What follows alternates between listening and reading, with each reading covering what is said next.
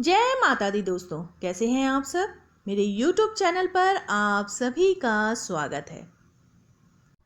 प्रत्येक माह में दोनों पक्षों की त्रयोदशी तिथि को प्रदोष व्रत किया जाता है। प्रदोष व्रत का नाम उसके दिन के अनुसार निर्धारित होता है। इस प्रकार मंगलवार को पड़ने वाले प्रदोष व्रत को भौम प्रदोष व्रत के नाम से जाना जाता है। प्रदोष व्रत के दिन भगवान शिव की पूजा आराधना की जाती है। मान्यता है कि इस व्रत को करने से आर्थिक और पारिवारिक समस्याएं दूर होती है। तो आइए जानते हैं भौम प्रदोष व्रत की व्रत विधि क्या है।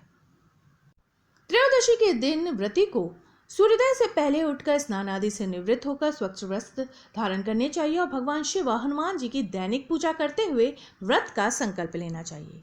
दिन भर व्रत रखे, फलाहार करे तथा शिव भक्ति में अपना समय व्यतीत करे।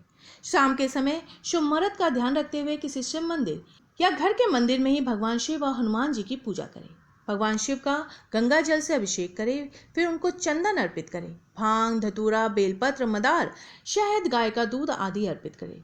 इस दौरान भगवान शंकर के मंत्र ओम नमः शिवाय मंत्र का उच्चारण करते रहें।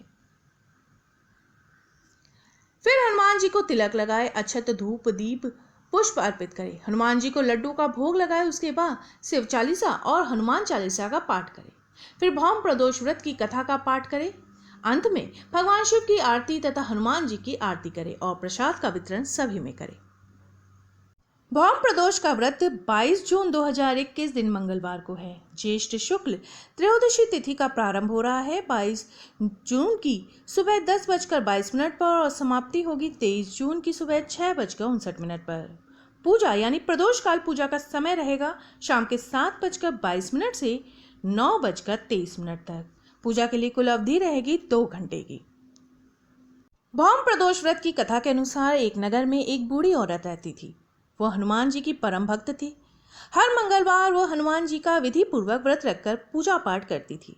उस बूढ़ी औरत का केवल एक ही पुत्र था। एक दिन हनुमान जी ने उस वृद्धा की परीक्षा लेनी चाहिए।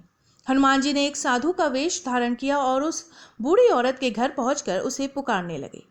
जब वह वृद्धा घर के बाहर आई, उसने देखा साधु के वेश में कोई व्यक्ति उसके दरवाजे पर खड़ा है। बूढ़ी महिला ने कहा, आज्ञा दीजिए महाराज, मैं आपके लिए क्या कर सकती हूँ। हनुमान जी बोले, मुझे भूख लगी है, मैं भोजन करना चाहता हूँ, तुम थोड़ी सी जमीन लीप दो। वो औरत बहुत ज्यादा बूढ़ी थी। उसने हाथ जोड़कर साधु से कहा, आप मिट्टी खोदने और जमीन लीपने के अलावा मुझसे जो भी कहेंगे मैं कर दूंगी, क्योंकि ये काम अब मैं नहीं कर पाऊंगी। साधु के वेश में हनुमान जी ने फिर उससे कहा, ठीक है, तो अपने बेटे को बाहर बुला, मैं उसकी पीठ पर आग लगाकर भोजन बना लूंगा।